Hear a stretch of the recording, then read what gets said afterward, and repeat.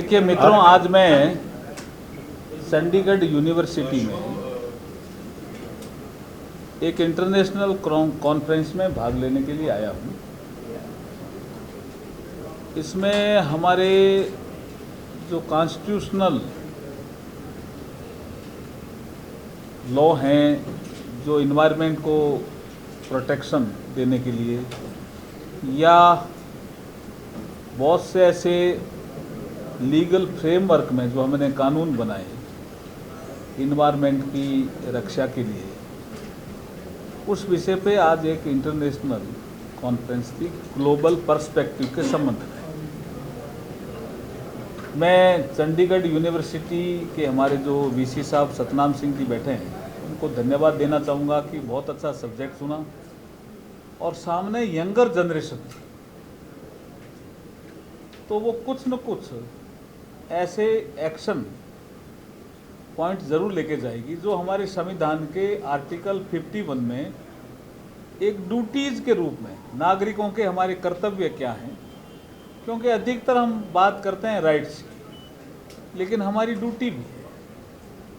तो उस ड्यूटी के बारे में मुझे लगता है कि पेड़ों की रक्षा करना ये हमारी ड्यूटी है, इन्वायरमेंट को ठीक रखना, पृथ्वी को गंदा नहीं करना,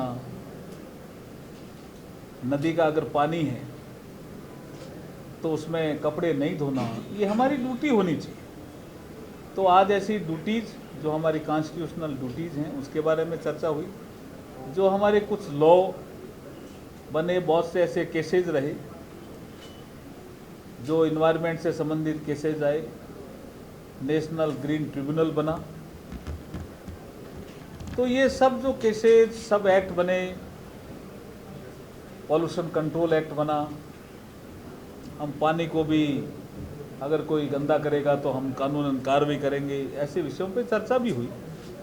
लेकिन सार ये, जब तक देश के नागरिक नहीं मानेंगे, कानून बनाना एक अच्छा स्टेप है, लेकिन ड्यूटी के रूप में जब देश के नागरिक मानेंगे तो उस कानून का प्रभाव ज़्यादा समाज पे अच्छा पड़ेगा और हम प्रकृति को भी ठीक रख पाएंगे और हमारी नेक्स्ट जनरेशन को भी हम अच्छा और एक स्वच्छ वातावरण दे पाएंगे। आज इसी की वर्कशॉप थी। देखिए, आपने बहुत ही अच्छा सवाल किया। मैं स्वच्छ भारत मिशन, ये अवेयरनेस बढ़ाने का तो कार्यक्रम है ही, लेकिन आपने ठीक कहा कि आजकल बच्चे माँ बाप को भी गंदगी करते हुए रोकते हैं, तो ये अवेयरनेस फैला। आप रेलवे स्टेशन देखेंगे, 2014 से पहले रेलवे स्टेशन के क्या हाल थे और आज रेलवे स्टेशन लोग घूमने जाते हैं जी, मैंने कई जगह देखा। तो ये एक चेंज आया है और ये अच्छा चेंज है। और जैसे आपने वाटर का कहा, मैंने यहाँ कॉन्फ्रेंस में भी कहा कि हमारे पुरखों ने वाटर के प्रॉपर उपयोग के लिए कुछ नियम बनाए थे, कुछ जो ट्रेडिशन थे। अगर आपको मुंह धोना है तो 1 लोटा पानी, और अगर आपको नहाना है तो 1 बाल्टी पानी, और अगर आपको दिन भर पानी का उपयोग करना है तो 1 घड़ा पानी।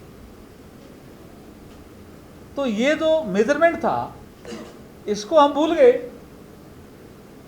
इसलिए पानी हमारे लिए कितना उपयोगी है, इसलिए जल संचय की बात, पानी को बचाने की बात, कैच द रेन वाटर, इसकी बात प्रधानमंत्री जी ने की है। क्योंकि नेक्स्ट जनरेशन को हमें प्रकृति अच्छी देनी है, हवा अच्छी हो, पानी अच्छा हो, साफ सुथरा वातावरण हो, ये हमारी ड्यूटी। सर, आपने राजस्थान के गांव का उदाहरण दिया कि राजस्थान में लड़का या लड़की होने पर 101 पेड़ लगाए जाते हैं, तो इसको लेकर क्या? देखिए, मैं अभी 2 दिन पहले ही एक हमारा कार्यक्रम था संस्कृति मंत्रालय का, मेरा गांव मेरी धरोहर। उसमें कुछ गांव अलग अलग साउथ से लेके नॉर्थ के, ईस्ट के, वेस्ट के आए थे। उसमें जो मैंने एक गांव देखा, तो मैंने, चूंकि वो राजस्थान से था, तो मैं नज़दीक गया उनके, भी आप ऐसा क्या कर रहे हो? तो उन्होंने कहा, हमारे यहाँ लड़की पैदा होने पे हमारे गांव पे हम 111 पेड़ लगाते हैं, बेटी बचाओ बेटी पढ़ाओ, ये एक अभियान हमने हाथ में लिया। तो मैंने कहा सब लोग, बोला किसी ग्रुप की, किसी कास्ट की, किसी समाज की लड़की पैदा होती है तो हम गांव के एक कमेटी बनी हुई है, लड़की पैदा होते ही हम वहाँ पहुँच जाते हैं और 111 पेड़ लगाते हैं, उसके पास नहीं है तो हम लेके जाते हैं। तो उस गांव का नाम भी पिपलांत्री, अधिकतर पीपल के पेड़ लगा रहे हैं, तो पिपलांत्री रख दिया। तो ये एक्शन है। तो ये नई जनरेशन ऐसे एक्शन करेगी। तो फिर उन्होंने कहा कि अब लड़का होने पे भी हम लगाने लगे, जन्म के साथ पेड़ लगाते हैं, लेकिन लड़की होने पे 111 पूरे लगाते हैं।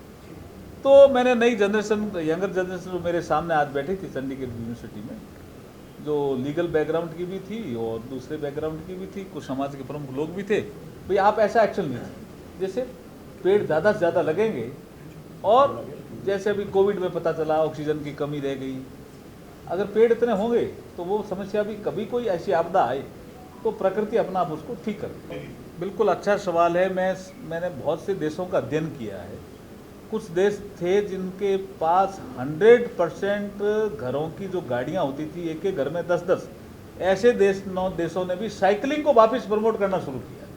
और कुछ देश तो जो विकसित राष्ट्र हैं वो 30% बाइसिकलिंग पे आ गए, 40% बाइसिकलिंग पर। हमें भी कार्बन एमिशन कम करने के लिए हमें 100 मोटर एक्शन लेना पड़ेगा और हमारे सारे नागरिकों की ड्यूटी होनी चाहिए। और जो आपने ठीक कहा कि मंत्री अगर करेंगे तो दूसरे नागरिकों को जल्दी प्रेरणा मिलेगी कि भाई ये मंत्री, जैसे मैं कहीं भी हो 5 जून को पर्यावरण दिवस पे पूरे दिन साइकिल ही चलाता हूँ, मुझे कहीं जाना तो साइकिल पे जाऊँ, इवन 8-10 किलोमीटर भी जाना तो साइकिल से जाऊँ। तो ऐसे कुछ एक्शन हम लेंगे तो धीरे धीरे डिमांड आएगी साइकिल ट्रैक होना चाहिए। क्योंकि मेरे पास कई लोग आते हैं, वो कहते हैं साहब साइकिल तो हम चलाना चाहते हैं, साइकिल ट्रैक नहीं शहरों में, तो साइकिल ट्रैक का विषय भी आएगा।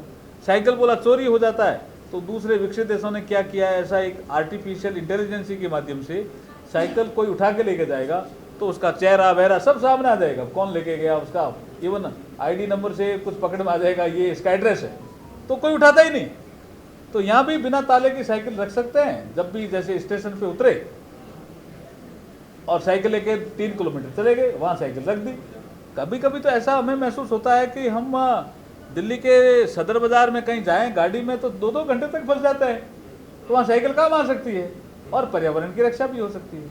देखिए, मणिपुर के विषय पे प्रधानमंत्री जी ने 20 तारीख को जब संसद शुरू हुई थी, तब जब पत्रकारों के साथ एक वार्ता करने का कस्टमरी रिवाज है, उस समय प्रधानमंत्री जी ने साफ साफ कहा कि ऐसी घटना नहीं होनी चाहिए और हम संसद में इसकी चर्चा कराना चाहते हैं।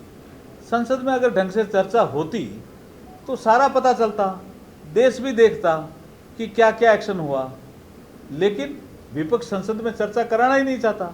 अब वो नो कॉन्फिडेंस मोशन लेके आए, अब उस पर चर्चा होगी, तब आप देखना हमने क्या एक्शन लिया। हमने हर तरह के एक्शन लिए। देखिए, गृह मंत्री 3 दिन, उससे पहले भी ऐसा नहीं है कि मणिपुर में ऐसी घटनाएं नहीं हुई, कभी कांग्रेस का गृह मंत्री नहीं गया संसद में। अगर जवाब हुआ तो MOS ने जवाब दे दिया। हमने कहा भी गृह मंत्री जवाब दे देंगे तो नहीं, प्रधानमंत्री जवाब दें, प्रधानमंत्री आकर के चर्चा करें।